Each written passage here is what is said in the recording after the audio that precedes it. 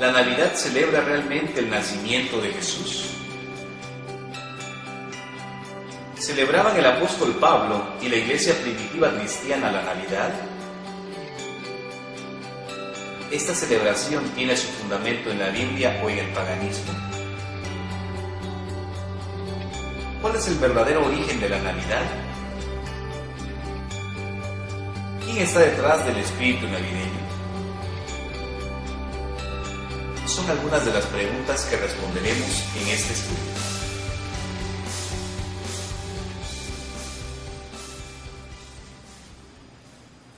Considero un privilegio poder llegar nuevamente a ti a través de este medio.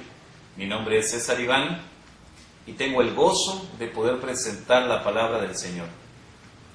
Dios Padre y Dios Hijo te bendigan.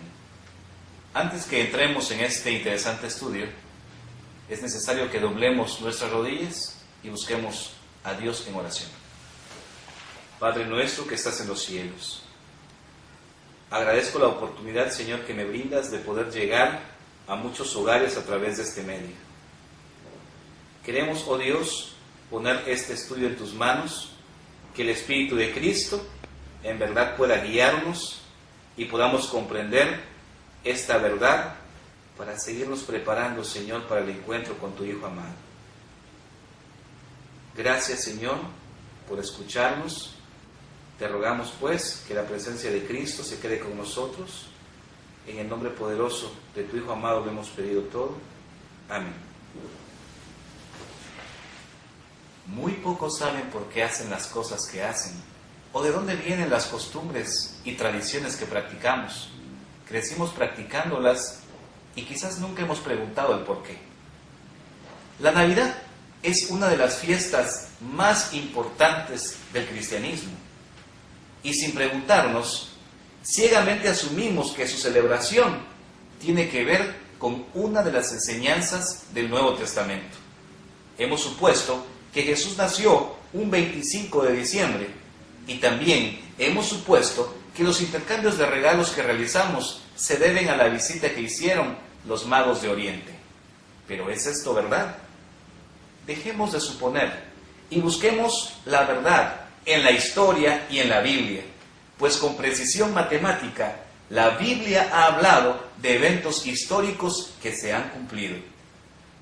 La palabra Navidad proviene de natividad, que viene del latín nativitas, que significa nacimiento.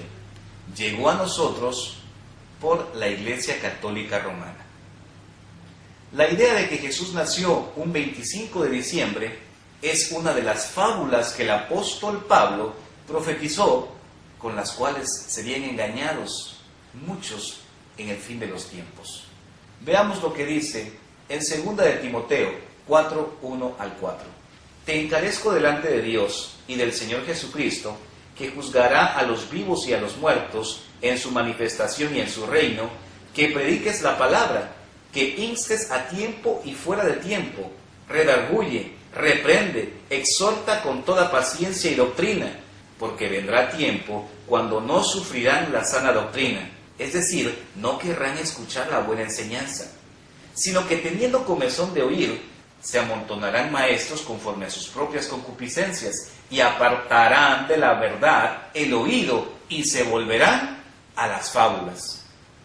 La única verdad es que la Navidad no celebra realmente el nacimiento de Jesús. Y esta festividad tan importante para el mundo no es cristiana, sino pagana y de origen babilónico, con reformas del Imperio Romano y afirmada por la Roma papal. Voy a demostrarlo. Vamos a utilizar un principio bíblico de llamar como mínimo a 2 testigos para identificar la verdad. Ese principio lo encontramos en Deuteronomios 19:15. No prevalecerá un solo testigo contra alguna persona, por cualquier maldad o pecado que haya cometido. Por el testimonio de 2 o 3 testigos se decidirá un asunto. Llamemos al primer testigo. Lucas 2, 16 al 15. Y aconteció que estando ellos allí, se cumplieron los días de su alumbramiento, y dio a luz a su hijo primogénito, y lo envolvió en pañales y lo acostó en un pesebre, porque no había lugar para ellos en el mesón. Había pastores en la misma región que velaban y guardaban las vigilias de la noche sobre su rebaño. Y he aquí, se les presentó un ángel del Señor, y la gloria del Señor los rodeó de resplandor, y tuvieron gran temor. Pero el ángel les dijo: no temáis, porque he aquí os doy nuevas de gran gozo, que será para todo el pueblo, que os ha nacido hoy en la ciudad de David un Salvador, que es Cristo el Señor. Esto os servirá de señal: hallaréis al niño envuelto en pañales, acostado en un pesebre. Y repentinamente apareció con el ángel una multitud de la hueste celestial, que alababan a Dios y decían: gloria a Dios en las alturas, y en la tierra paz, buena voluntad para con los hombres. Sucedió que cuando los ángeles se fueron de ellos al cielo, los pastores dijeron unos a otros: pasemos pues hasta Belén, y veamos esto que ha sucedido y que el Señor nos ha manifestado. Jesús no pudo haber nacido en temporada de invierno, porque cuando Jesús nació, había pastores en la misma región que velaban y guardaban el rebaño en las vigilias de la noche. Esto es imposible que ocurriera en Palestina en el mes de diciembre, pues los pastores de ovejas siempre traían sus rebaños desde las laderas de las montañas a los campos y las llevaban al aprisco. Y esto no era más allá del mes de octubre, del 15 de octubre. ¿Por qué? Porque se tenían que proteger a los rebaños del frío, de las inclemencias del tiempo. Las lluvias comenzaban en el mes de octubre y terminaban en abril, cayendo la mayor cantidad de lluvia en los meses de diciembre, enero y febrero. El invierno en Palestina es la estación lluviosa, es la estación de frío. Así lo comprueba Cantares 2, 11 y 12. Porque he aquí, ha pasado el invierno, se ha mudado, la lluvia se fue, se han mostrado las flores en la tierra, el tiempo de la canción ha venido y en nuestro país se ha oído la voz de la tórtola. Como vemos, la misma escritura nos confirma en Cantar de los Cantares que el invierno era el tiempo de lluvia. Esdras 10, 9 al 13. Así, todos los hombres de Judá y de Benjamín se reunieron en Jerusalén dentro de los 3 días, a los 20 días del mes, que era el mes noveno, y se sentó todo el pueblo en la plaza de la casa de Dios, temblando con motivo de aquel asunto y a causa de la lluvia. Pero el pueblo es mucho y el tiempo lluvioso, y no podemos estar en la calle, ni la obra es de un día ni de 2, porque somos muchos los que hemos pecado en esto. Vamos a sacar algunos detalles interesantes de este pasaje. Primeramente, Esdras nos está hablando de un mes, es el mes noveno. ¿Qué sucede en ese mes noveno? En ese mes noveno es un tiempo lluvioso, tiempo lluvioso. Y también nos dice el texto que no se puede salir a la calle. Este mes noveno, vamos a enumerar algunos meses para conocer qué mes corresponde a nuestro calendario. Veamos, el primer mes es el mes de Nisan, marzo, abril. El segundo es Iyar, abril, mayo. El tercero, Sivan, mayo a junio. Cuarto, Tamuz, de junio a julio. El quinto, Ab, de julio a agosto.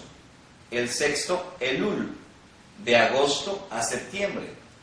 El séptimo mes, Tishri, que es de septiembre a octubre. El octavo, Jesuán, de octubre a noviembre. El noveno, Kisleu, de noviembre a diciembre. Y justamente este es el mes que nos interesa, Kisleu, que es de noviembre a diciembre. Es decir, que el texto bíblico de Esdras nos está diciendo que en el mes noveno, o sea, en el mes de noviembre-diciembre, es un tiempo lluvioso en el cual no se puede salir a la calle. ¿Y la gente cómo estaba? Estaba temblando a causa del frío que había en esa temporada. Jesús mismo da testimonio de la rigidez del clima en invierno en Palestina, cuando dijo en Marcos 13:18, orad pues que vuestra huida no sea en invierno. El testigo número 1 categóricamente nos dice que es imposible que Jesús haya nacido un 25 de diciembre. El mes noveno es el mes de lluvia, de nevadas, de frío. Imposible que los pastores se encontraran velando juntamente con sus rebaños.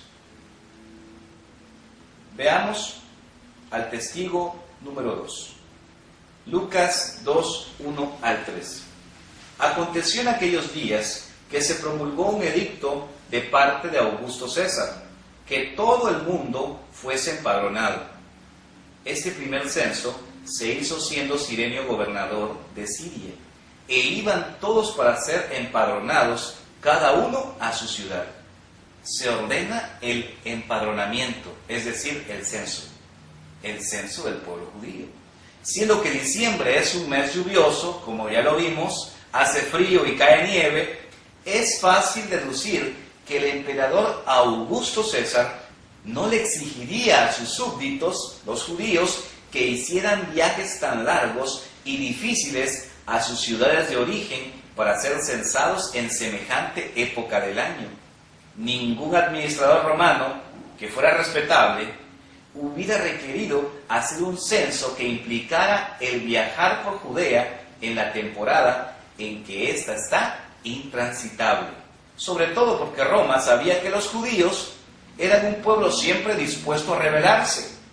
Si a eso le agregamos que Herodes era odiado por el pueblo judío, éste no se hubiera atrevido a poner en práctica esta orden en semejante época del año.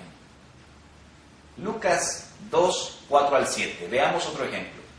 Y José subió de Galilea, de la ciudad de Nazaret a Judea, a la ciudad de David, que se llama Belén, por cuanto era de la casa y familia de David, para ser empadronado con María su mujer, desposada con él, la cual estaba encinta. Justamente José estaba yendo a empadronarse, iba al censo que había puesto como edicto Augusto César, ¿no es cierto? Versículo siguiente. Y aconteció que estando ellos allí, se cumplieron los días de su alumbramiento, y dio a luz a su hijo primogénito, y lo envolvió en pañales, y lo acostó en un pesebre, porque no había lugar para ellos en el mesón. La residencia de José y María era Nazaret, un pueblo conservadoramente judío que se encontraba en las montañas de Galilea. Galilea se encuentra al norte de Judea y separada del resto del territorio israelita por la provincia de Samaria, cuya población era despreciada y evitada por cualquier judío. José y María tenían que viajar una distancia aproximada de 150 kilómetros en caminos montañosos y difíciles de transitar, al menos 5 días en el lomo de un burro. Si agregamos el rechazo a convivir con los samaritanos, las escalas en esa provincia sin duda eran sumamente incómodas, complicando enormemente la travesía. Por otro lado, quien deseaba recorrer la tierra de Palestina tenía a su disposición el camino del mar, Vía Maris. Su recorrido evitaba las montañas y desiertos. Era un camino de costa. Sin duda, este es el camino que debió haber utilizado José y María en su viaje. El recorrido fue largo. Nazaret se halla situada en Galilea. Belén está enclavada al sur. Entre ambas poblaciones hay una media distancia de 170 kilómetros. Es lógico pensar que este viaje no pudo haberse realizado en el mes de diciembre, mes de intensas lluvias, de frío y de nieve, Lo más probable y seguro es que José no se hubiera aventurado a hacer semejante viaje tan largo de Nazaret a Belén y además en la difícil condición en que se encontraba María. Un ejemplo más, Mateo 2, 1 al 2. Cuando Jesús nació en Belén de Judea, en los días de Herodes, vinieron del oriente a Jerusalén unos magos, diciendo: ¿Dónde está el rey de los judíos que ha nacido? Porque su estrella hemos visto en el oriente y venimos a adorarle. Aquí se nos habla de un viaje que emprendieron los sabios de Oriente. Lógicamente este viaje tampoco pudo haber sido realizado en diciembre debido a las condiciones climáticas que ya hemos mencionado. Andar en la nieve es peor que andar en el barro. Concluimos entonces que tanto el edicto de Augusto César como el viaje de José y María de Nazaret a Belén y el viaje de los sabios de Oriente definitivamente no pudo haber sido en un mes de diciembre, dadas las condiciones del clima que ya hemos mencionado. Testigo número 3 de que Cristo no nació un 25 de diciembre. Lucas 1, 5 al 17. Hubo en los días de Herodes, rey de Judea, un sacerdote llamado Zacarías, de la clase de Abías. Vamos a apuntar ese dato, porque lo vamos a utilizar. Zacarías era de la clase de Abías. Muy bien. De la clase de Abías, ¿no? Hubo en los días de Herodes, rey de Judea, un sacerdote llamado Zacarías de la clase de Abías. Su mujer era de las hijas de Aarón y se llamaba Elizabeth.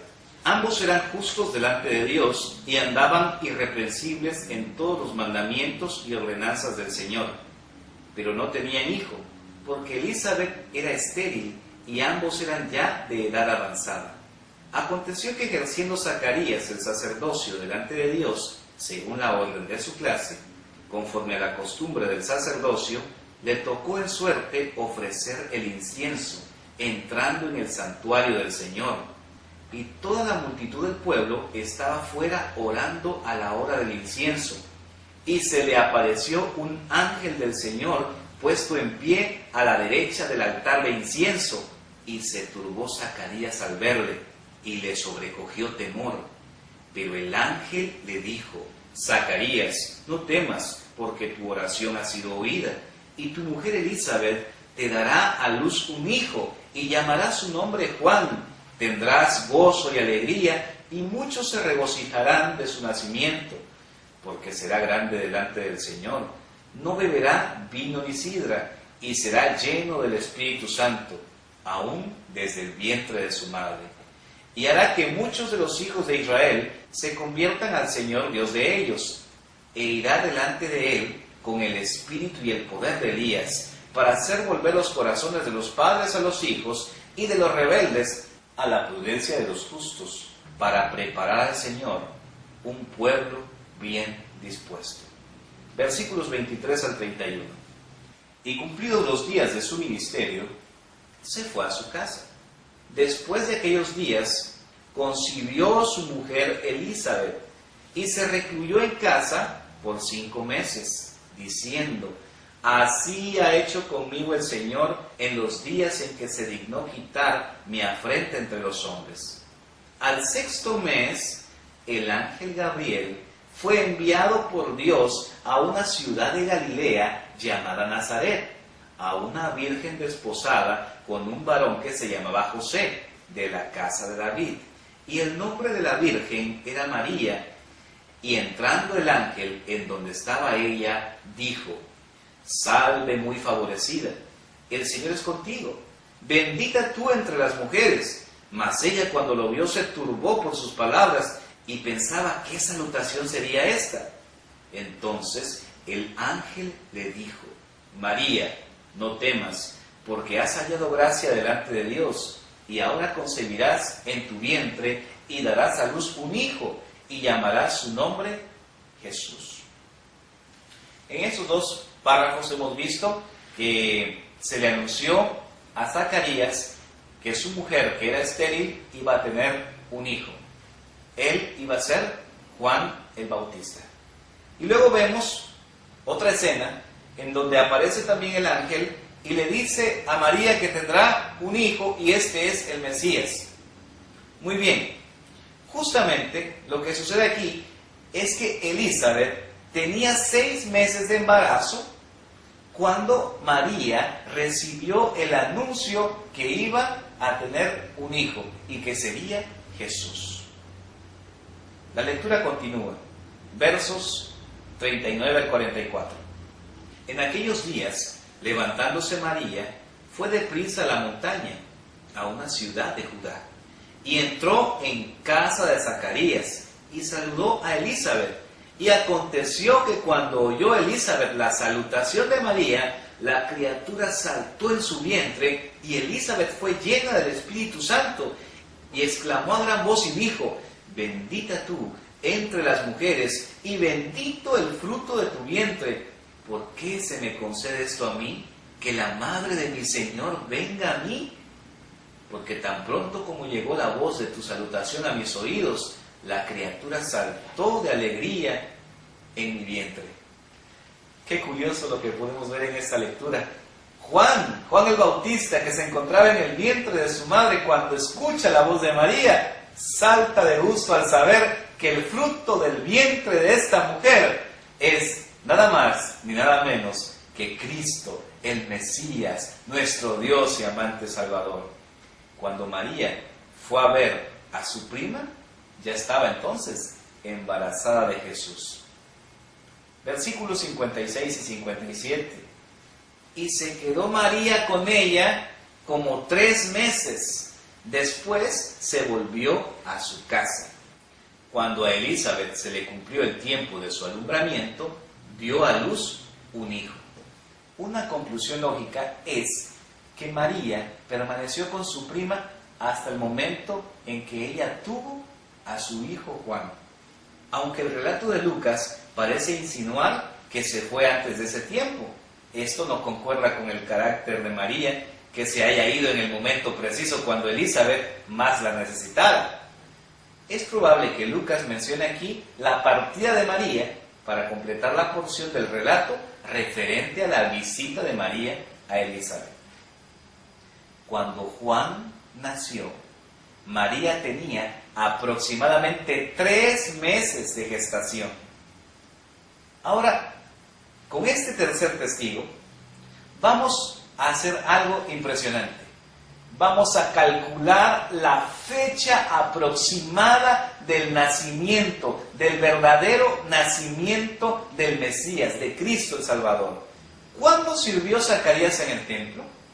¿Qué turno le correspondía por ser sacerdote de la clase de Abías? Primera de Crónicas 24, 1 al 3. También los hijos de Aarón fueron distribuidos en grupos. Los hijos de Aarón, Nadab, Abiú, Eleazar e Itamar.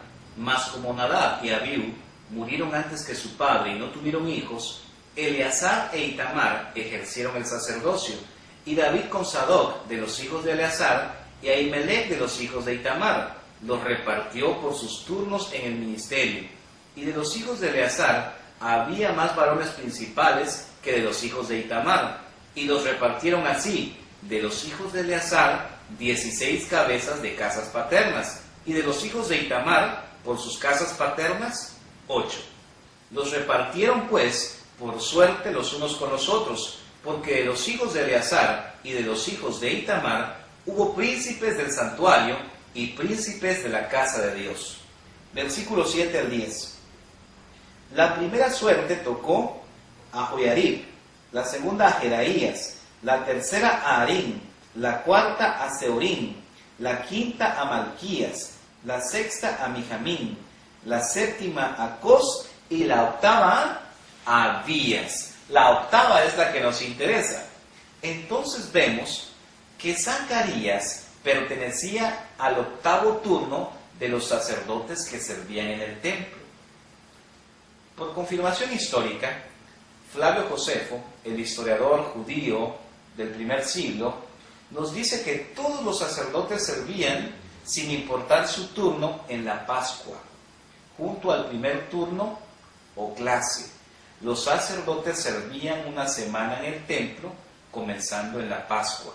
En otras palabras, todos comenzaban la primera semana juntos durante la semana de la Pascua y luego de servir su semana regresaban a sus casas. La Pascua se ha estado celebrando desde la salida de Egipto, siempre durante la misma fecha bíblica. Eso es comenzando al atardecer del 14 de Aviv. Aviv es el mismo mes de Nisan. Aviv es el mismo mes de Nisan. La Pascua cae entre marzo y abril, y esto debido a que el calendario grecorromano está basado en la rotación del sol, mientras que el calendario bíblico es lunar. Aviv es el primer mes del calendario lunar establecido por Yahweh. Eso lo podemos ver Éxodo 12, 1 al 2. Habló Jehová a Moisés y a Aarón en la tierra de Egipto, diciendo: este mes os será principio de los meses, para vosotros será este el primero en los meses del año. Esther 3:7 nos dice: en el mes primero, que es el mes de Nisan. Es así que, haciendo un aproximado, algo promedio, podemos comenzar a contar desde el 15 de abril. Recordemos que el primer mes es el mes de Nisan, que corresponde a marzo y abril. Y podemos tomar como punto de partida el 15 de abril para aplicar los turnos según las clases y semanas de servicio del sacerdocio. El primer turno, como vimos en el libro de Crónicas, le correspondía a Joiarib, del 15 al 21 de abril. La siguiente semana, segundo turno, Jedaías, del 22 al 28 de abril. Tercer turno, Harim, del 29 de abril al 5 de mayo. Cuarto turno, Seorim, del 6 al 12 de mayo. Quinto turno, Malquías, del 13 al 19 de mayo. Sexto turno, Mijamín, del 20 al 26 de mayo. Séptimo turno, Cos, que es del 27 de mayo al 2 de junio. Y el octavo turno, Abías, correspondiente del 3 al 9 de junio. Podemos decir que Zacarías estaba en el templo aproximadamente en la primera semana del mes de junio de nuestro calendario solar. Y en ese mes el ángel le visitó y le dijo que su esposa Elizabeth tendría un hijo. Este hijo iba a ser nazareno desde el nacimiento hasta la muerte. El ángel también le dijo que este sería el predecesor del Mesías. Zacarías, después de que termina su semana de oficio en el templo, se va a su casa, que están en las montañas de Judea. Esto es durante la semana aproximada del 15 al 20 de junio. Ahí es cuando calculamos que Zacarías ya se encontraba en su casa, y justamente en esa semana pudo haber quedado embarazada su esposa Elizabeth. Según las escrituras, ella entonces se escondió ¿cuánto? 5 meses. Y fue al 6º mes de la maternidad de Elizabeth en que el ángel Gabriel vino a visitar a María y le anunció que sería madre del Mesías. Entre junio y noviembre pasaron 5 meses. Entonces, en el mes de diciembre, en el 6º mes, María recibió la noticia por medio del ángel Gabriel y ella quedó encinta, quedó embarazada. Y María casi de inmediato se fue a Judea a contarle a su prima Elizabeth de su compromiso matrimonial y de la visita del ángel.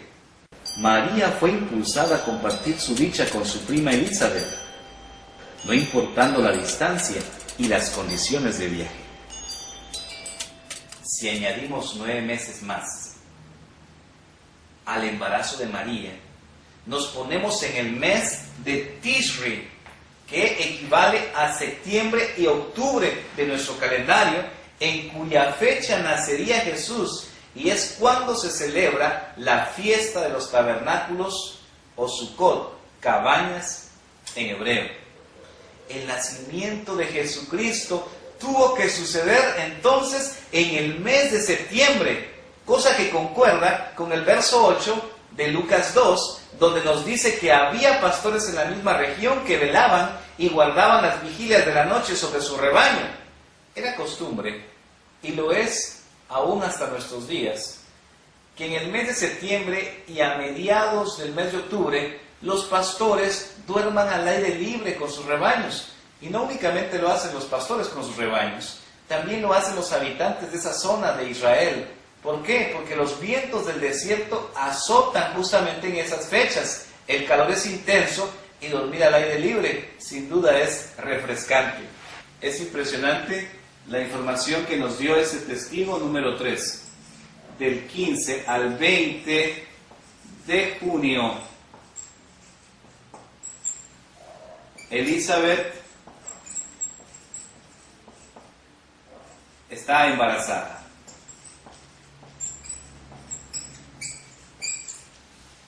Del 15 al 20 de diciembre, o sea, 6 meses después, recibe la visita de María.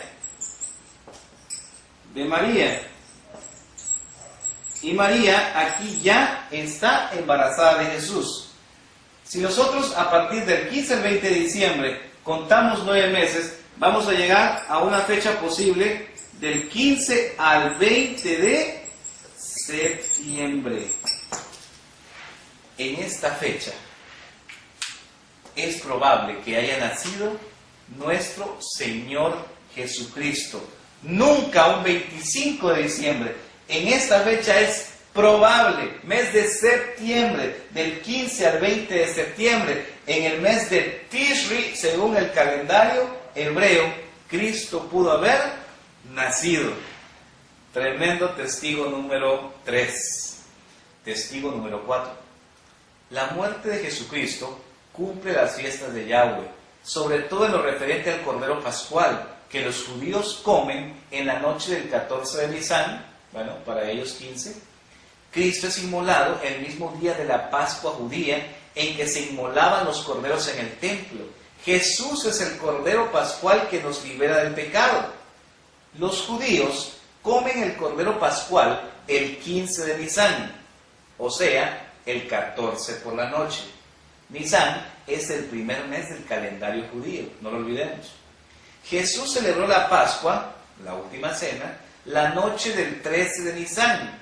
Murió en la cruz el 14 de Nisan y resucitó el 16 de Nisan.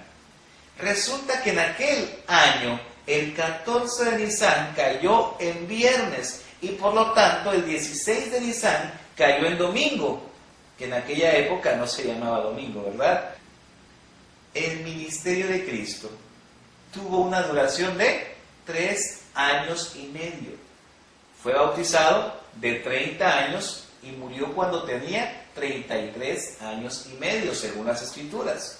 Si retrocedemos 3 Pascuas, a partir de su muerte, llegaremos nuevamente al mes de Nisan, que es en marzo y abril, y si vamos 6 meses hacia atrás, llegaremos a la fiesta de las cabañas en el mes de Tishri, septiembre-octubre para nosotros, fecha en la cual concluimos que fue bautizado, iniciando su ministerio público. Si fue bautizado de 30 años, concluimos que Cristo nació en el mes de Tishri, septiembre-octubre, lo cual concuerda justamente con el tercer testigo que estudiamos a partir de la clase sacerdotal de Zacarías. Impresionante, ¿no es cierto? Jesús se bautizó de 30 años en el mes de Tishri. Jesús nació en el mes de Tishri y muy probablemente venga por segunda vez también en el mes de Tishri, septiembre, octubre. Vayamos con el quinto testigo. El quinto testigo es Elena de White. El Hogar Cristiano, página 434 y 435. Se dice que el 25 de diciembre es el día en que nació Jesucristo, y la observancia de ese día se ha hecho costumbre popular. Sin embargo, no hay seguridad de que estemos guardando el día preciso en que nació nuestro Salvador. ¿Qué dice Elena? Que no hay seguridad de que Jesús nació un 25 de diciembre. Continúa la lectura. La historia no nos da pruebas ciertas de ello. La Biblia no señala la fecha exacta. Si el Señor hubiese considerado tal conocimiento como esencial para nuestra salvación, habría hablado de ello por sus profetas y apóstoles, a fin de dejarnos enterados de todo el asunto. Por lo tanto, el silencio de las Escrituras al respecto nos parece evidencia de que nos fue ocultado con el más sabio de los propósitos. En su sabiduría el Señor no reveló el lugar donde había sepultado a Moisés. Le enterró, luego le resucitó y lo llevó al cielo. Obró así en secreto para evitar la idolatría.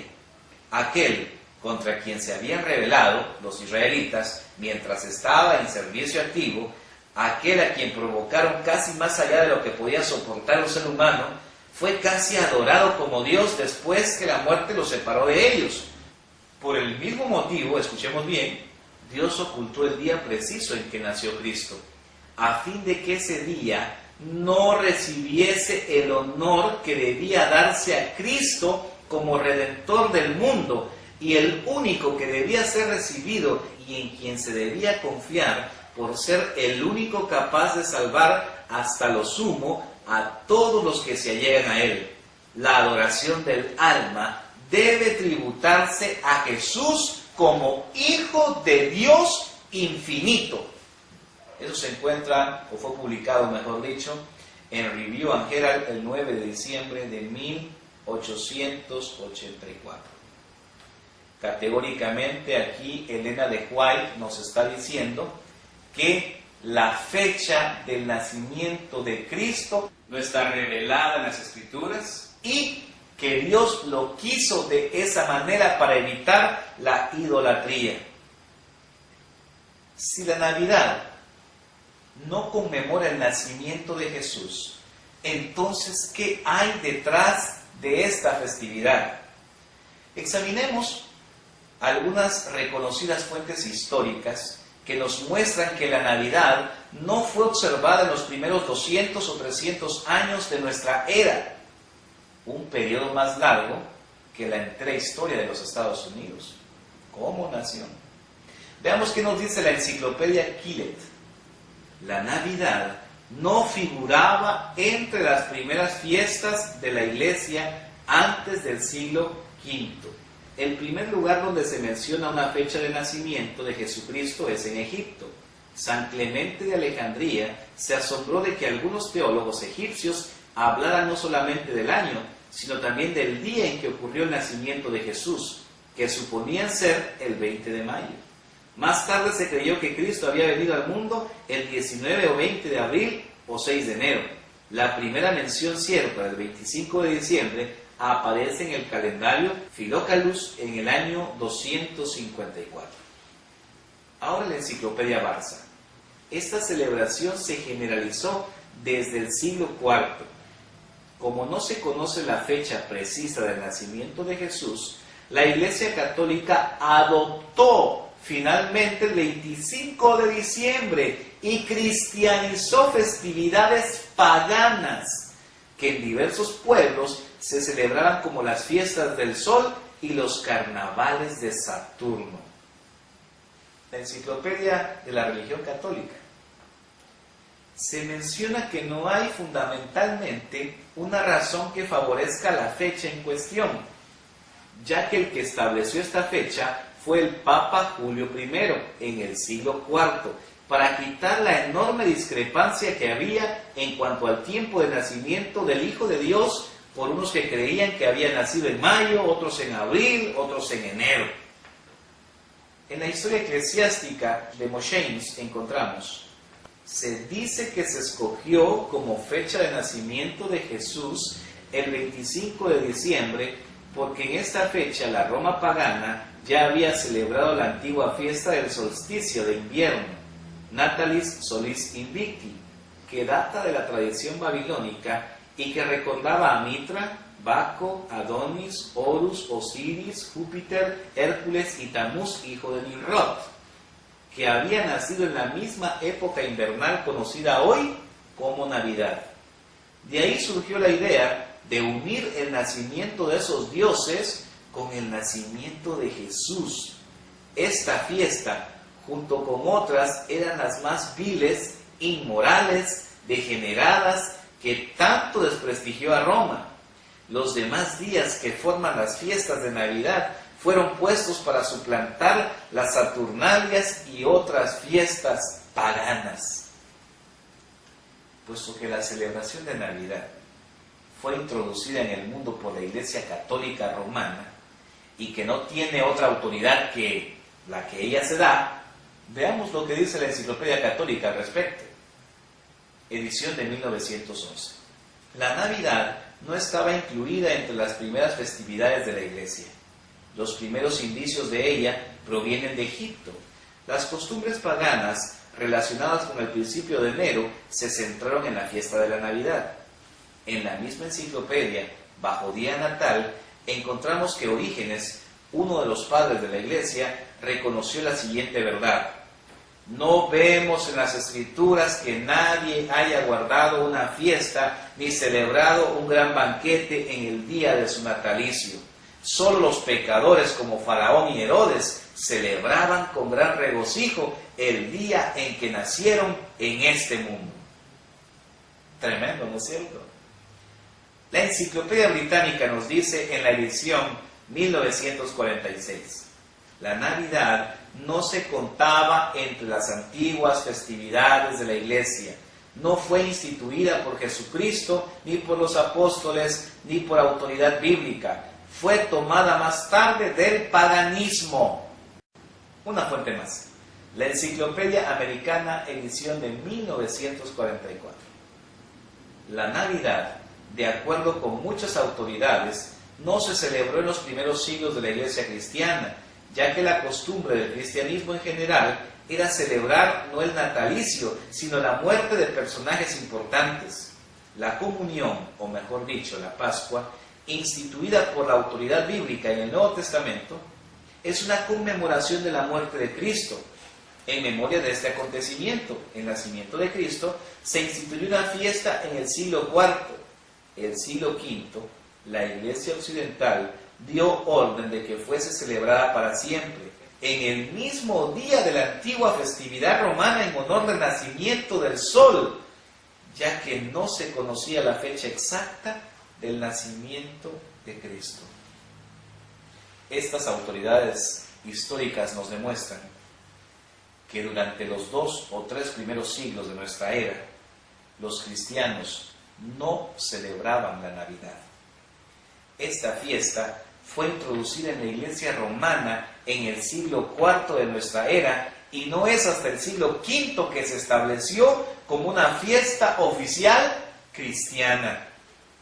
Con esos comentarios nos podemos dar cuenta que esta celebración es una fiesta totalmente pagana, porque la Iglesia romana tomó esta fiesta de las culturas paganas. Según todas las fuentes antes mencionadas, en lo que ahora conocemos como la Navidad, se celebraban Natalis Solis Invicti, que es la Brumalia o la fiesta del solsticio de invierno, las Saturnalias, además de muchos ritos y costumbres y fiestas paganas.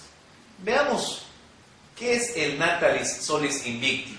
el día del sol Invictus, hacia la época del emperador Constantino I, del año 272 al año 337 de nuestra era, el cristianismo había avanzado muy poco y Roma era predominantemente pagana. El mitraísmo era la religión dominante y el cristianismo era ilegal. Pero Constantino I cambió las cosas después de tener una visión, antes de una batalla en el año 312. Se dedicó a favorecer el cristianismo sin dejar de rendir culto a los dioses paganos de Roma. Uno de los dioses romanos más populares era el Deus Sol Invictus, y los romanos lo adoraban un día a la semana, el 10 solis, como le conocemos en inglés, Sunday, el día del sol.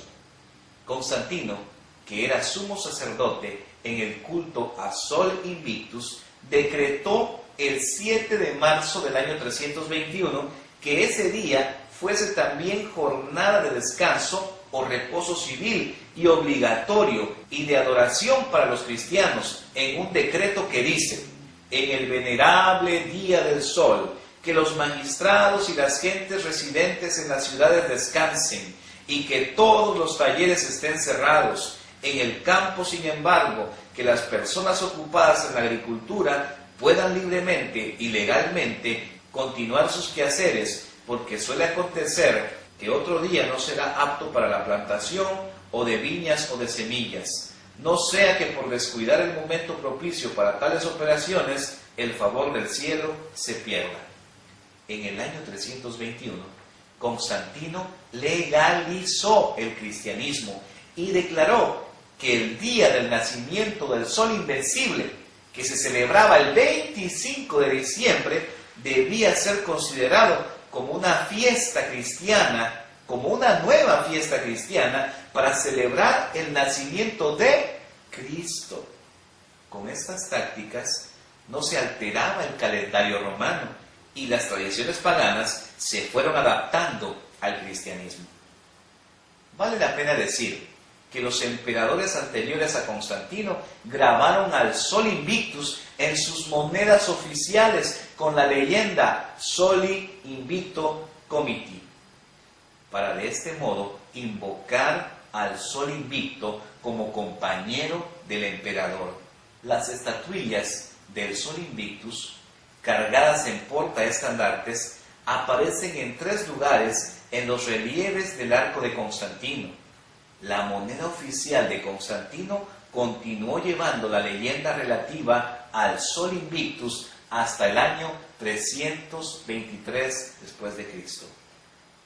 Posteriormente, al día del renacimiento del Sol y su nuevo periodo de luz, fueron sustituidos por la Iglesia Católica Romana, quien hizo coincidir en esas fechas el nacimiento de Jesús de Nazaret, con el objetivo de acabar con las antiguas celebraciones, y es así como en el año 350 el Papa Julio I reconoció oficialmente el 25 de diciembre como la fiesta de la Natividad. La fiesta del Sol Invictus se acabó mediante el célebre edicto de Tesalónica de Teodosio I el 27 de febrero del año 380, en el cual el emperador estableció que la única religión del Estado era el cristianismo niceno, prohibiendo de facto todas las otras. El 3 de noviembre del año 383, en el día de descanso, el Dies Solis será nombrado como Dies Dominicus, o su traducción, día domingo. Gradualmente las costumbres paganas pasaron al día de Año Nuevo, siendo asimiladas finalmente por la fiesta que hoy en día se conoce universalmente como el Día de la Navidad. Qué tremendo daño hizo el emperador Constantino al cristianismo. Paganizó el cristianismo, sepultó por completo el día original de descanso, el día sábado, y lo sustituyó por un día espurio, el domingo, el día del sol, y nada tenía que ver el nacimiento de Cristo con el Natalis Solis Invictus. Grande abominación, la adoración al sol. Ezequiel 8:15 nos dice: luego me dijo, ¿no ves, hijo de hombre?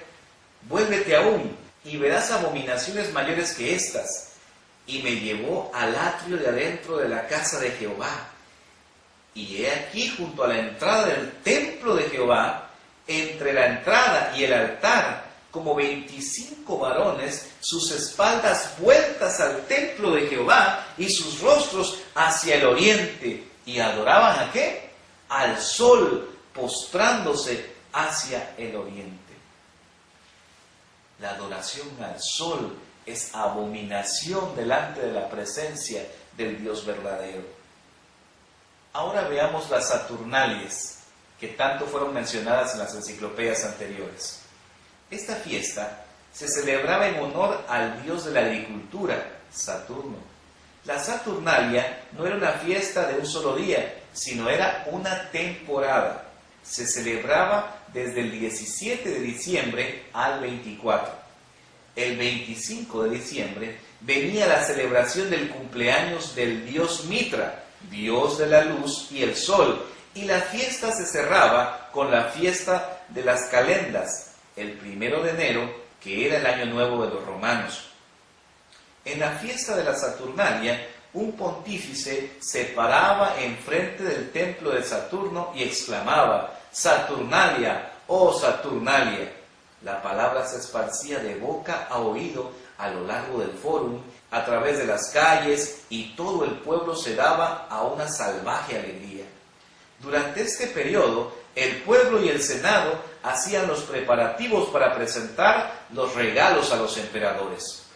El periodo de la Saturnalia fue caracterizado por procesiones, santos, luces, adornos de las casas con hojas verdes y hojas de laurel, se daban presentes, los hombres se vestían como mujeres o se enmascaraban en pieles de animales. A los esclavos se les daba una libertad temporal. El trabajo era olvidado. Se podía beber, jugar, vestirse como personas libres y a decir lo que ellos deseaban decir, insultos que en otra ocasión le podían costar la vida a un esclavo. En esta fiesta se le permitía decirla a sus superiores. Comían los mejores alimentos mientras sus patrones esperaban. La fiesta al principio duraba 3 días, después se alargó a 7. Solamente el primer día de la fiesta tenía algún significado religioso. El resto del tiempo se pasaba en borracheras. Los juegos de azar, que eran prohibidos por los romanos, en la Saturnalia se permitían. Nadie en estos días debía cobrar las deudas. Cualquier expresión de sentimiento era olvidada.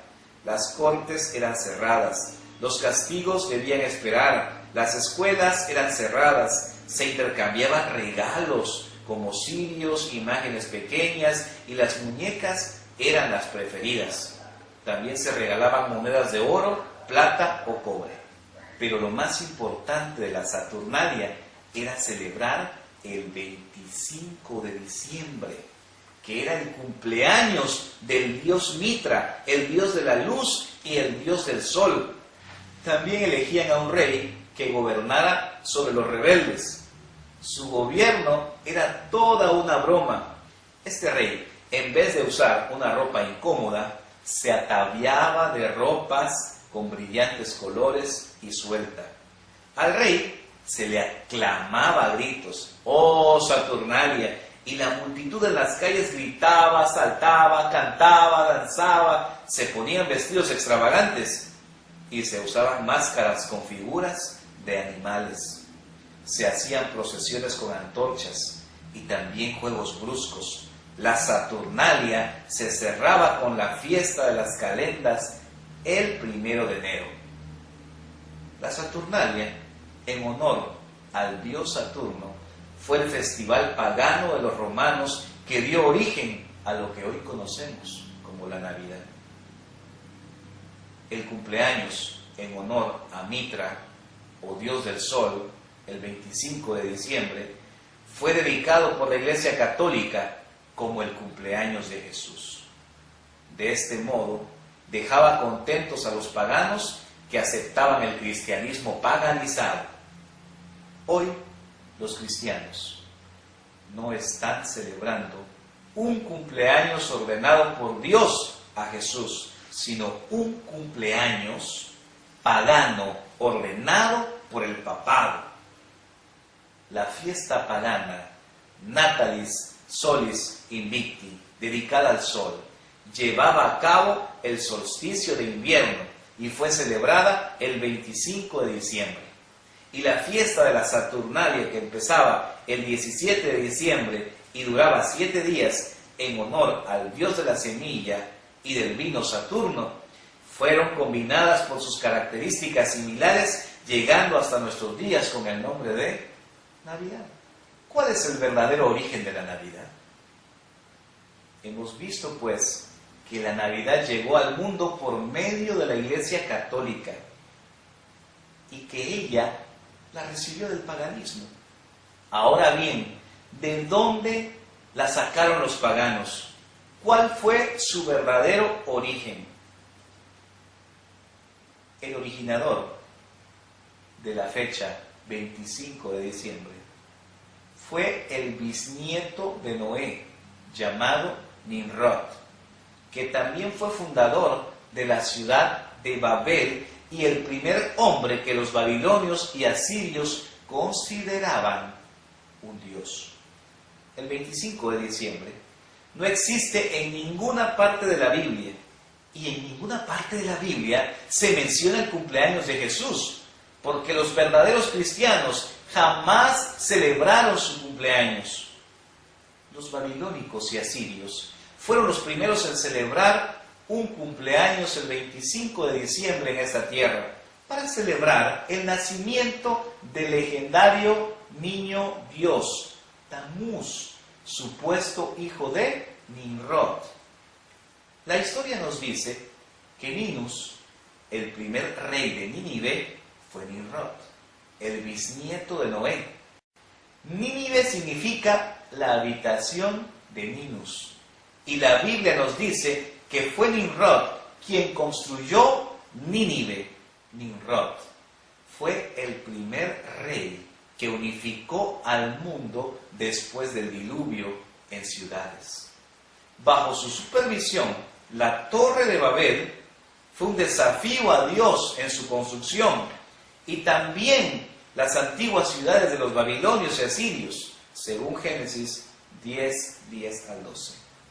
Nimrod, el primer rey de Nínive, fue el primer mortal al cual se deificó tras su muerte, y fue el actual padre de los dioses. Esta creencia pagana de que los reyes fueron deificados a su muerte fue adoptada desde Mesopotamia a Egipto y desde allí a Norte y a Sudamérica. Autoridades de mitología y arqueología aseguran lo que la Biblia revela, que fue en Babilonia donde la idolatría tuvo su origen, y también los dioses de los asirios, de los egipcios, hindúes, griegos, romanos, de todas las culturas. Así, todos estos dioses antiguos, fueron solamente procedencia de un dios, el sol, el que rige el zodiaco. Según la creencia de los babilonios y de los asirios, Nimrod, el bisnieto de Noé, había muerto en plena juventud, dejando a su reina Semiramis. Al morir Nimrod, su espíritu voló al sol, el que tomó posesión de él y llegó a ser inmortal. Así él llegó a ser Bel-Samán, o Señor del Cielo, o Dios del Sol. Semiramis, según la creencia, quedó embarazada. Esta proclamó a sus súbditos que, siendo ella una virgen, el espíritu de Nimrod había bajado a ella y había entrado a su matriz a través de un rayo de sol. Esto dio por resultado el nacimiento del legendario niño Dios llamado Tamuz, cuyo nacimiento ocurrió, adivinen cuándo, adivinaron, el 25 de diciembre. Tamuz no solo fue adorado por los paganos bajo diferentes nombres, sino también por el pueblo de Dios, el antiguo Israel. Ezequiel 8:14 nos dice: y me llevó a la entrada de la puerta de la casa de Jehová, que está al norte, y he aquí mujeres que estaban allí sentadas endechando a Tamuz. Para los primeros habitantes del mundo, después del diluvio, Nimrod, el primer rey de Babel, su reina Semiramis y el milagroso nacimiento de su hijo Tamuz, el hijo del sol, constituyeron la primera Trinidad pagana. Que de paso tengo que mencionar que toda Trinidad es pagana. Según la filosofía pagana, cuando Semiramis murió, al igual que su esposo, su espíritu voló a la luna y tomó posesión de ella, y llegó a ser la diosa de la luna, la madre de los dioses y la reina del cielo. Y cuando su hijo Tamuz murió, los paganos también aseguraban que su espíritu voló a la estrella del este, Venus, y que en primavera aparecía toda la familia unida, Nimrod, Semiramis y Tamuz. Así fue como en los siglos IV y V, mientras los paganos del mundo romano se convertían en masa al cristianismo, llevando consigo sus antiguas creencias y costumbres paganas y disimulándolas bajo nombres cristianos, se popularizó también la idea de la madre y el hijo, especialmente en la época de Navidad. Quienes fuimos criados en este mundo babilónico, quienes hemos escuchado y aceptado estas cosas durante toda la vida, hemos aprendido a venerarlas como algo sagrado. Jamás dudamos, jamás nos detuvimos a investigar si estas costumbres tenían su origen en la Biblia o en la idolatría pagana. Nos asombramos al conocer la verdad. Y desgraciadamente hay quienes se ofenden ante la verdad, pero Dios ordena a sus ministros fieles: clama a voz en cuello, no te detengas, alza tu voz como trompeta y anuncia a mi pueblo su rebelión. Isaías 58:1. Increíble como parezca, estos son hechos reales en la historia y en la Biblia. El verdadero origen de la Navidad está en la antigua Babilonia. Está envuelto en la apostasía organizada que ha mantenido engañado al mundo desde hace muchos siglos. En Egipto siempre se creyó que el hijo de Isis, nombre egipcio de la reina del cielo, nació un 25 de diciembre. Los paganos en todo el mundo conocido, celebraron esta fecha siglos antes del nacimiento de Jesucristo. Jesús, el verdadero Mesías, como ya comprobamos, no nació un 25 de diciembre. Los apóstoles y la iglesia primitiva jamás celebraron el natalicio de Cristo, y mucho menos en esa fecha. No existe en la Biblia mandato ni instrucción alguna para hacerlo. Así fue como los misterios caldeos inventados por la esposa de Nimrod nos fueron legados con nuevos nombres cristianos por las religiones paganas. Bonito disfraz tiene la Navidad, ¿no es cierto? Pero todo lo que rodea la Navidad es pagano. Veamos ahora, por ejemplo, el origen del árbol de Navidad. El árbol de Navidad, ahora tan común entre la cultura occidental, era igualmente común en la Roma y en Egipto paganos. En Egipto ese árbol era la palmera, en Roma era el abeto y en los Estados Unidos el pino. La palmera simbolizaba al Mesías pagano, como Baal Tamar. El abeto lo simbolizaba como Baal Beric. En Roma el árbol de Navidad era diferente, era el abeto, pero era la misma idea de la palmera egipcia, simbolizada al Dios renacido como Baal Berit, el Señor del Pacto, y así se representaba la perpetuidad y la naturaleza eterna de su poder. ¿Qué tiene que ver el árbol de Navidad con el nacimiento de Jesús? ¿O por qué se usan arbolitos de pinos? ¿O por qué se colocan ornamentos en ellos?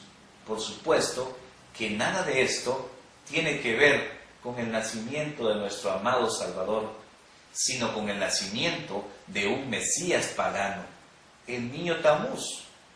Otro nombre que los babilonios daban a Tamuz era Baal Beret, que significa el Señor del Pino.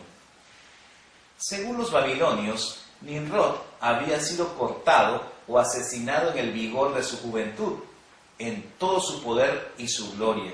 Su muerte había sido vengada por la encarnación de su hijo Tamuz, nacido el 25 de diciembre. Nimrod, el gran dios Sol de los babilonios, fue simbolizado como un inmenso árbol despojado de todas sus ramas y cortado casi al suelo. Pero la gran serpiente, el símbolo del restaurador de vida, Esculapius, dios de la medicina y la curación en la mitología griega y romana, yo sé que van a reconocer fácilmente este símbolo, se enrolla alrededor del tronco muerto. Allí a su lado brota un árbol joven, un árbol completamente diferente, que está destinado a nunca ser cortado por el poder del enemigo. Este árbol es la palmera y llega a ser el símbolo de Tamuz, el Mesías pagano, símbolo de victoria. Esto explica la costumbre pagana de colgar las cabezas de sus enemigos en sus sagrados árboles, porque esto no solamente explica un signo de victoria, sino también de venganza, no solo de Nimrod, sino también de Tamuz, porque según la mitología babilónica, ambos habían sido muertos cuando eran jóvenes y llenos de vigor. Fue en la espesa selva del norte de Europa que comenzó la costumbre de decorar el árbol de Navidad. En el siglo VIII, un monje católico llamado Bonifacio persuadió a los pueblos paganos que vivían en lo que ahora es Alemania que dejaran de adornar y adorar al sagrado roble en honor al dios Odín, que es el moderno Santa Claus, y que adornaran el pino en honor del niño Jesús. Bravo Bonifacio, disfrazando otra tradición pagana, tratando de cristianizarla. Pero ¿qué dicen las Escrituras con respecto al culto de un árbol? Deuteronomios 12:2. Destruyan por completo todos los lugares donde los pueblos que van a conquistar adoran a sus dioses, en los montes, en las colinas y bajo los árboles frondosos. Primera de Reyes 14, 22 y 23. Y Judá hizo lo malo ante los ojos de Jehová, y le enojaron más que todo lo que sus padres habían hecho en sus pecados que cometieron, porque ellos también se edificaron lugares altos, estatuas e imágenes de acera en todo collado alto y debajo de todo árbol frondoso. Segunda de Reyes 16, 2 al 4. Cuando comenzó a reinar Acaz, era de 20 años, y reinó en Jerusalén 16 años, y no hizo lo recto ante los ojos de Jehová su Dios, como David su padre. Antes anduvo en el camino de los reyes de Israel, y aún hizo pasar por fuego a su hijo, según las prácticas abominables de las naciones que Jehová echó de delante de los hijos de Israel. Asimismo, sacrificó y quemó incienso en los lugares altos y sobre los collados y debajo de todo árbol frondoso. Y por último, Ezequiel 6:13. Y sabréis que yo soy Jehová, cuando sus muertos estén en medio de sus ídolos, en derredor de sus altares, sobre todo collado alto, en todas las cumbres de los montes, debajo de todo árbol frondoso y debajo de toda encina espesa, lugares donde ofrecieron incienso a todos sus ídolos. Como podemos ver, la Biblia condena tajantemente el uso de árboles. ¿Por qué? Porque los usos de árboles estaban ligados con la idolatría, porque debajo de ellos hacían sacrificios a dioses falsos. Ahora veamos al simpático Santa Claus, Papá Noel como le conocen, San Nicolás, que es el mismo Odín, que es el mismo Moloch. Veamos de dónde sacaron a este gordito. Moloch, el dios de los antiguos cananeos, al cual ofrecían el sacrificio de niños recién nacidos. Los hijos pequeños eran puestos en el regazo de esta estatua de bronce que era calentada hasta estar al rojo vivo. A este ser abominable ahora se le conoce como Papá Noel o Santa Claus. El horno ardiente de la gigantesca estatua de bronce consumía a los niños. Tambores y trompetas tocaban para no dejar oír sus gritos. Más tarde, se dice que en el siglo V existió un hombre llamado San Nicolás. Este hombre era un obispo de Mira, el cual era honrado por los latinos y griegos el 6 de diciembre. Una leyenda cuenta que San Nicolás era un hombre muy caritativo, el cual llevó juguetes en secreto a 3 niñas cuyo padre quería lanzarlas a la prostitución por no poderlas mantener. Este personaje llegó a ser en Rusia el patrón o santo de los niños, las vírgenes, marineros, viajeros y los estudiantes. De este personaje es de donde se originó Santa Claus, Papá Noel. Es una leyenda proporcionada por Holanda y estos a la vez la obtuvieron de Demre, Turquía, antes Mira, y lugar donde comenzó la leyenda y también lo de los regalos en secreto. Al paso del tiempo fue transferido a Christmas y de ahí a la asociación de Santa Claus con la Navidad. Se cree que el aparecimiento de Santa sucedió alrededor del año 1624, cuando los inmigrantes holandeses fundaron la ciudad de Nueva Ámsterdam, más tarde llamada como Nueva York. Obviamente llevaron con ellos sus costumbres y mitos, entre ellos el de Sinterklaas, su patrono, cuya festividad se celebraba en Holanda el 5 y el 6 de diciembre. En 1809, el escritor Washington Irving escribió una sátira, Historia de Nueva York, en la que deformó al santo holandés Sinterklaas en la pronunciación angloparlante Santa Claus. Sin embargo, le agregó un carruaje. ¿De dónde viene esta idea? La idea de los 8 primeros renos se dice que habría surgido de una antigua leyenda de la mitología escandinava sobre el dios Odín, quien montaba un caballo de 8 patas llamado Sleipnir. Igualmente, en sus orígenes, un caballo blanco era el encargado de llevar a Santa Claus y a un ayudante llamado Black Peter, Pedro el Negro. Tanto el caballo como Black Peter posteriormente desaparecerían de la tradición o se fusionarían con otros mitos. Agreguemos un par de ingredientes más a este personaje aparentemente inocente, pero del todo pagano.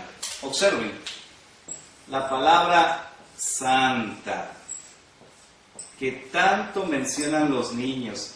Santa, Santa. Es esta misma.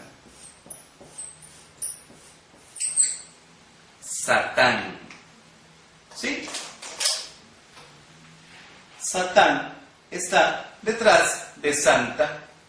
¿Cómo? Satanás busca usurpar los atributos de Dios y los logra de manera perfecta a través de Santa Claus. ¿Cómo? 1.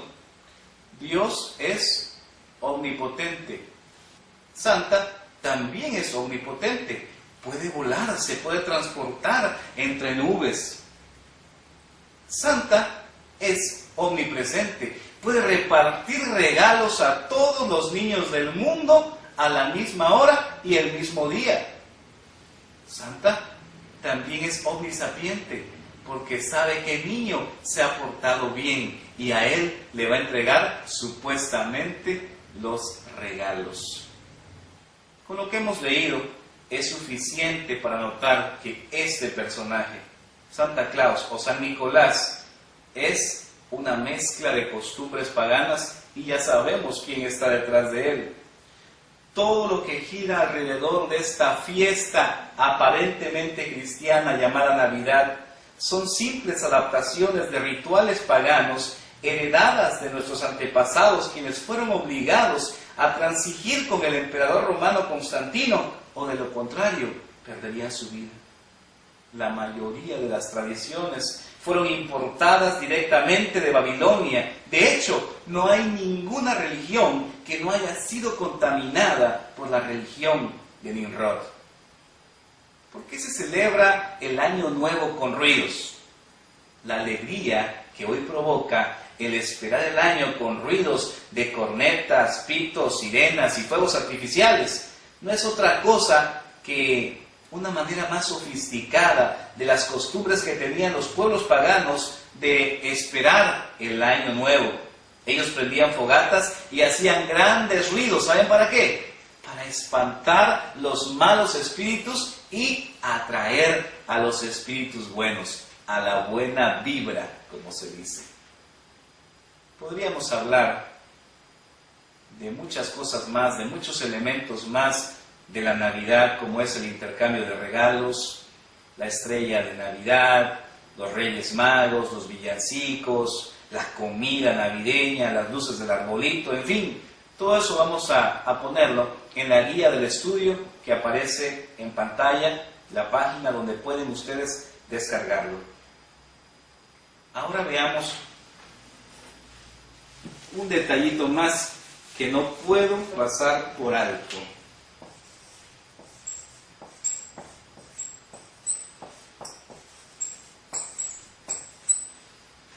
Christmas. Esto es Christ igual a Cristo y más, agregándole una S, misa. La Navidad en inglés es la misa de Cristo. Amigo evangélico, amigo protestante, ¿por qué te llamas protestante y tomas esta fiesta que es una misa de Cristo? Misa de Cristo, así como lo escuchas. Si celebramos o si tú celebras esta fecha, amigo evangélico, amigo protestante, sigues estando bajo el dominio de la Iglesia Católica, la cual ya conocemos, que es la gran ramera. Sí, porque ha dado a beber del vino del furor de su fornicación, adoptando todas estas costumbres paganas y maquillándolas como si fueran cristianas. Una de ellas es la Navidad, y como ya hemos visto, la Navidad es Babilonia. Sé que para muchos lo hasta aquí expuesto no es nada novedoso, y siguen insistiendo en que la Navidad, a pesar de tener sus raíces en una costumbre pagana, ahora no es celebrada para honrar a un Dios falso o al Dios Sol, sino para honrar a Jesucristo. Y especialmente los adventistas corporativos se aferran a lo escrito por Elena de White para no abandonar tan abominable práctica, con citas que ella escribió, como las siguientes. El Hogar Cristiano, página 438 y 439. Escuchemos a Elena de White. Agradaría mucho a Dios que cada iglesia tuviese un árbol de Navidad, del cual colgasen ofrendas grandes y pequeñas para esas casas de culto. Nos han llegado cartas en las cuales se preguntaba: ¿tendremos un árbol de Navidad? ¿No seremos en tal caso como el mundo? Contestamos: podéis obrar como lo hace el mundo si estáis dispuesto a ello, o actuar en forma tan diferente como sea posible de la seguida por el mundo. El elegir un árbol fragante y colocarlo en nuestras iglesias no entraña pecado, sino que éste estriba en el motivo que hace obrar y en el uso que se dé a los regalos puestos en el árbol. El árbol puede ser tan alto y sus ramas tan extensas como convenga a la ocasión, con tal que sus ramas estén cargadas con los frutos de oro y plata de vuestra beneficencia, y los ofrezcáis a Dios como regalo de Navidad, sean vuestros donativos santificados por la oración. ¿Cómo? ¿Colocar donativos y sean santificados por la oración? Bueno, continuemos leyendo. Las fiestas de Navidad y Año Nuevo pueden y deben celebrarse. ¿Cómo? Las fiestas de Navidad y de Año Nuevo pueden y deben celebrarse en favor de los desamparados. Dios es glorificado cuando damos para ayudar a los que han de sustentar familias numerosas. Manuscrito 13 de 1896. Bueno, continuemos leyendo. Veamos otra cita de Elena. Con razón los hermanos se aferran a esta fiesta pagana con tales citas. Es muy difícil, ¿verdad? Pero bueno, que dice Consejos sobre Mayordomía Cristiana, página 310. No solo en los cumpleaños deberían los padres y los hijos recordar las misericordias del Señor en una forma especial, sino también los días de Navidad y Año Nuevo deberían ser ocasiones cuando cada hogar debería recordar a su Creador y Redentor. El Hogar Cristiano, página 458. Al terminar el largo viaje que me trajo del este, llegué a casa a tiempo para pasar la víspera del Año Nuevo en Hillsborough. El salón de actos del colegio había sido preparado para una reunión de la escuela sabática.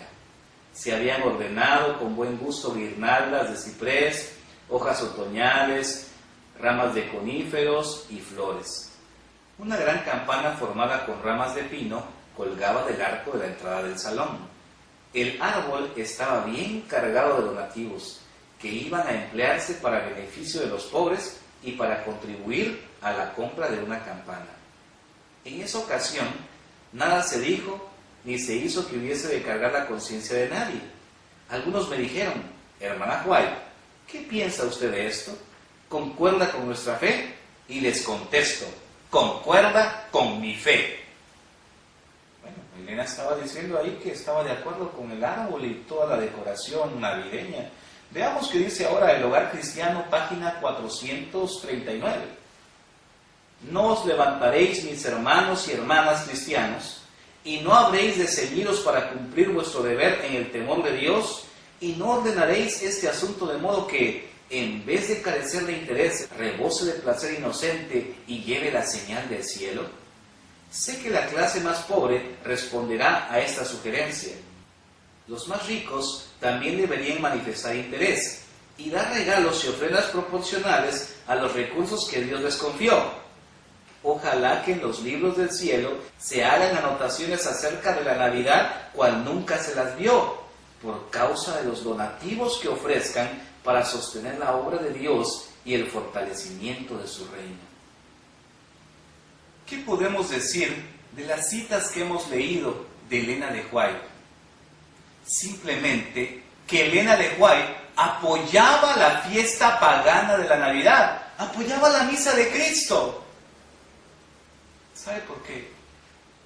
Porque Elena no tenía ni la más mínima idea de que estaba apoyando una fiesta pagana. Elena de White no tuvo luz con respecto a esta celebración. Por lo tanto, se atrevió a escribir lo que escribió. Y puedo, sin temor a equivocarme, decir que escribió su parte humana. Es decir, que escribió ella, no escribió la inspiración. El Señor jamás le habría inspirado estas citas para que nosotros todavía siguiéramos en oscuras, en tinieblas con respecto a esta celebración que en realidad está conmemorando a Satanás y su falsa religión babilónica. Elena no tuvo luz al respecto. no siga amparándose en esas citas que acabo de leer para seguir sosteniendo esta celebración que, como ya hemos visto de sobra, está siendo inspirada únicamente por Satanás. Él es el que elaboró esta tradición para darle de beber a todas las naciones y tenerlas rendidas bajo un culto pagano. Cristo no le inspiró a Elena de White esas citas. Esas citas Elena las escribió ella misma, lo que ella pensaba, lo que ella creía, no lo que Cristo quería. Sin embargo, veamos esta cita de Mensajes Selectos, tomo 1, página 42.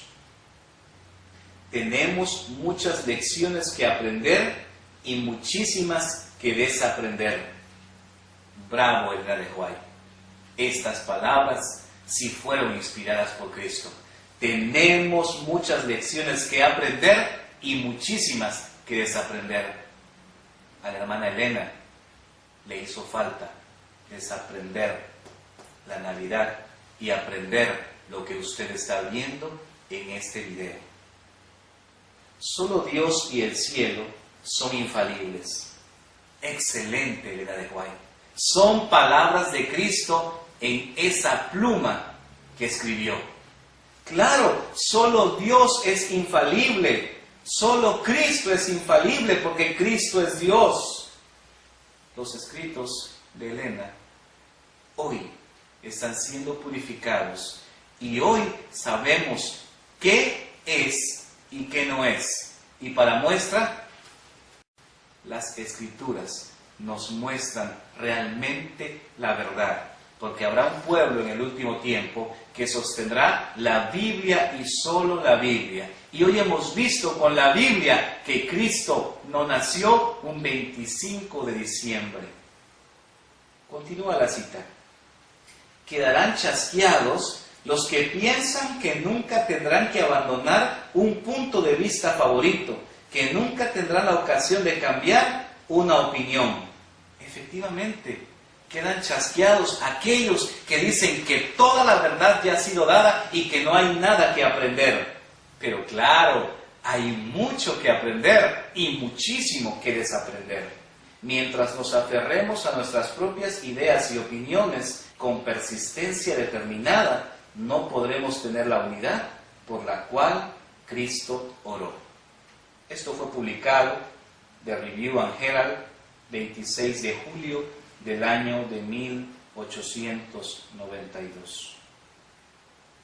Ahora que hemos aprendido y hemos visto las pruebas necesarias para no contaminarnos con esta celebración pagana, escuchemos la voz de Dios a través de su palabra. Deuteronomios 12, 29 al 32. Cuando Jehová tu Dios haya destruido delante de ti las naciones a donde tú vas para poseerlas y las heredes y habites en su tierra, guárdate que no tropieces yendo en pos de ellas. Después que sean destruidas delante de ti, no preguntes acerca de sus dioses diciendo, de la manera que servían aquellas naciones a sus dioses, yo también les serviré. No harás así a Jehová tu Dios, porque toda cosa abominable que Jehová aborrece, hicieron ellos a sus dioses. Cuidarás de hacer todo lo que yo te mando, no añadirás a ello, ni de ello quitarás. Jeremías advierte con respecto a las costumbres tradicionales de la sociedad que nos rodea. Jeremías 10, 2. Así dijo Jehová: no aprendáis el camino de las naciones, porque las costumbres de los pueblos son vanidad. Satanás es el gran engañador. Ha embaucado a la humanidad entera con sus fiestas paganas. Él no las muestra como son en realidad, lo que el apóstol Pablo describió como hacerse participantes de los demonios. Veamos lo que dice 1 Corintios 10, 20 y 21. Antes digo que lo que los gentiles sacrifican, a los demonios sacrifican, y no a Dios. y no quiero que vosotros os hagáis partícipes con los demonios. No podéis beber la copa del Señor y la copa de los demonios. No podéis participar de la mesa del Señor y de la mesa de los demonios. Satanás se disfraza como un ángel de luz. Segunda de Corintios 11:14. Y no es maravilla, porque el mismo Satanás se disfraza como ángel de luz. Satanás siempre ha falsificado la verdad de Dios. Y en este caso, ha sustituido las fiestas bíblicas auténticas con falsas fiestas religiosas. Cristo no quiere que lo adoremos como nos dicta nuestra conciencia. Juan 4:24 dice: Dios es espíritu, y los que le adoran en espíritu y en verdad es necesario que le adoren. ¿Pero qué es la verdad? El mismo Jesús nos dijo: santifícalos en tu verdad, tu palabra es verdad. Aquí está la verdad. Cristo es la verdad, y Cristo nos quiere enseñar la verdad para que podamos denunciar la mentira, salir de la mentira, abandonar la mentira, huir de la mentira e ir a su regazo, donde únicamente hay salvación. Mateo 15:7-9. Hipócritas, bien profetizó de vosotros Isaías cuando dijo: este pueblo de labios me honra, mas su corazón está lejos de mí, pues en vano me honran, enseñando como doctrinas mandamientos de hombres. La observancia de la Navidad es un mandamiento de hombres, y por lo tanto no tiene el sello, no tiene la aprobación de Dios. Jesucristo dijo además: así habéis invalidado el mandamiento de Dios por la tradición. Esto es precisamente lo que hacen millones y millones de personas. Desechan e invalidan el mandamiento de Dios. Sin embargo, la gran mayoría de las personas toman a la ligera este mandato y lo invalidan siguiendo la tradición de los hombres y abandonando la verdad bíblica de Dios. Santiago 4:4. Oh, almas adúlteras, ¿no sabéis que la amistad del mundo es enemistad contra Dios? Cualquiera, pues, que quiere ser amigo del mundo, se constituye en enemigo de Dios. Por más que Satanás maquilló la misa de Cristo, esta celebración pagana, hoy delante de tus ojos has visto la verdad, has visto el origen de esta fiesta. Primera de Timoteo 6:3-5, en la versión Dios habla hoy, nos dice: si alguien enseña ideas extrañas y no está de acuerdo con la sana enseñanza de nuestro Señor Jesucristo, ni con lo que enseña nuestra religión, es un orgulloso que no sabe nada. Discutir es en él como una enfermedad, y de allí vienen envidias, discordias, insultos, desconfianzas y peleas sin fin entre gente que tiene la mente pervertida y no conoce la verdad, y que toma la religión por una fuente de riqueza. Creo que el texto es categórico, y lo que hayas de tomar de él, tómalo ya. Quiero concluir dando 12 razones por las cuales mi hogar ya no celebra la Navidad. 1. La Navidad no se menciona en la Biblia. 2. La Navidad es motivada por el comercio. 3. Jesucristo no nació un 25 de diciembre. 4. Jesús no celebró su cumpleaños. 5. La Navidad es una celebración pagana que ha sido cristianizada. 6. Dios condena el uso de costumbres paganas para adorarlo a Él. 7. Celebrar la Navidad es tomar el nombre de Dios en vano. 8. No se puede adorar a Cristo a través de una fiesta que Él nunca instituyó. 9. En la Biblia se nos dice que conmemoremos la muerte de Jesús, no su nacimiento. 10. La Navidad es una mentira y es un culto al padre de la mentira. 11. Prefiero celebrar a Cristo cada sábado como creador del cielo y de la tierra, en lugar de celebrar la misa de Cristo. 12. Prefiero tener el espíritu de Cristo que tener el espíritu diabólico de la Navidad. La gente está tan convencida que muchos seguramente se están ofendiendo por lo que estoy diciendo. Pero el espíritu de la Navidad se revive cada año, no para honrar a Cristo, sino para denigrarlo. ¿Quién es ese espíritu de la Navidad? Es el espíritu de Satanás. Si usted aún sigue guardando la Navidad y otras fiestas religiosas que no son aprobadas por las Escrituras, ha sido engañado por el Dios de este mundo, para que lo honre a Él como un ángel de luz. Todos los años se derrochan miles de millones en compras, mientras la causa de Cristo, la causa de la verdad eterna, sufre por falta de recursos. Colosenses 2:8 nos dice: mirad que nadie os engañe por medio de filosofías y huecas sutilezas, según las tradiciones de los hombres, conforme a los rudimentos del mundo y no según Cristo. Es algo que debemos de considerar, que nadie nos engañe con filosofías y huecas sutilezas.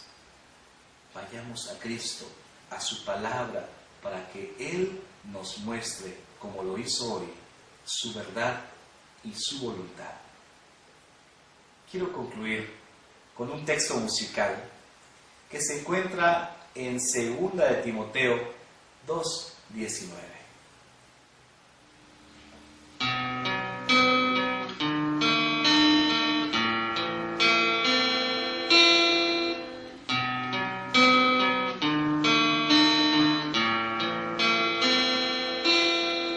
Pero el fundamento de Dios está firme, teniendo este sello. Pero el fundamento de Dios está firme, teniendo este sello. Conoce el Señor a los que son suyos, y apártese de iniquidad todo aquel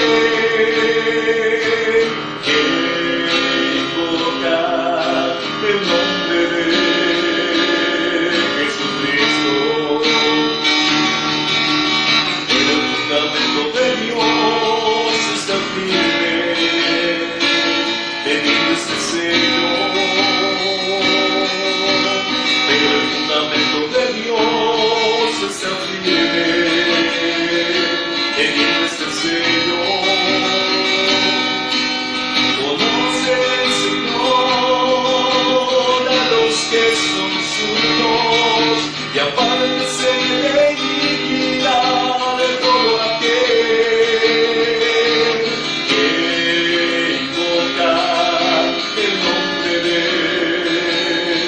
Jesucristo. Pero el fundamento de Dios está firme, teniendo este sello.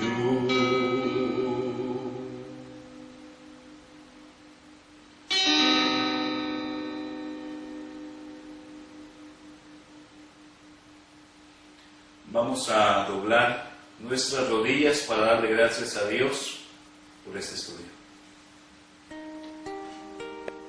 Le damos las gracias, eterno Padre, por la oportunidad que nos diste de poder compartir este estudio con distintos amigos en distintos lugares del mundo.